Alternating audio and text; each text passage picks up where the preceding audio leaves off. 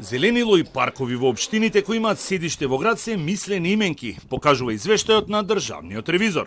Ниту една од 30-тината општини во Македонија чие седиште е во град не го исполнува законскиот стандард за озеленетост од 25 метри квадратни по жител. Малброј имаат генерален урбанистички план, половина немаат програми за одржување на постојното зеленило, а половина со години не инвестирале во нови зелени површини во рамките на општината. Но затоа, дозволи за градби има повеќе од доволно.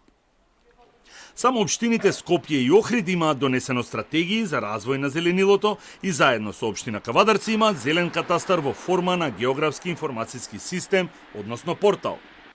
18 од вкупно 34 општини со седиште во град го немаат задолжителниот годишен програм за подигање и одржување на зеленилото. 59% од општините со седиште во град не издвоиле средства за подигнување на нови зелени површини во периодот од 2020 до 2024 година.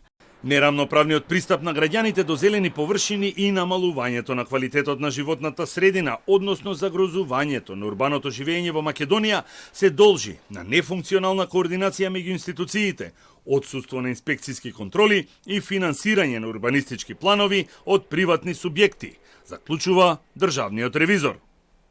Анализата на ревизорите покажува дека само 8 од 34 општини со седиште во град имаат важечки генерален урбанистички план.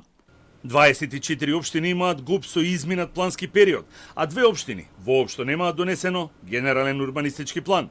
Генералните урбанистички планови на 14 општини се донесени по изминување на 3 до 5 години од планскиот период за кој тие се однесуваат и поради тоа е невозможно градовите да ги разработат со детални планови во периодот додека се на сила. ГУПовите на 22 општини не го исполнуваат препорачаниот стандард на озеленетост од 25 метри квадратни по глава на жител, а зелените површини кои се одржуваат и ново подигнатите зелени површини во корелација со бројот на жители, согласно пописот од 2021 година, укажува дека ниту една општина не го исполнува стандардот. Клучниот проблем ревизорите го лоцираат во отсуството на нов просторен план како највисок стратешки документ на државата кој доцни повеќе од 4 години, бидејќи во постојниот просторен план податоците не се ажурирани и информациите врз кои се дефинираат планските и стратешки документи не соодветствуваат со состојбите во државата.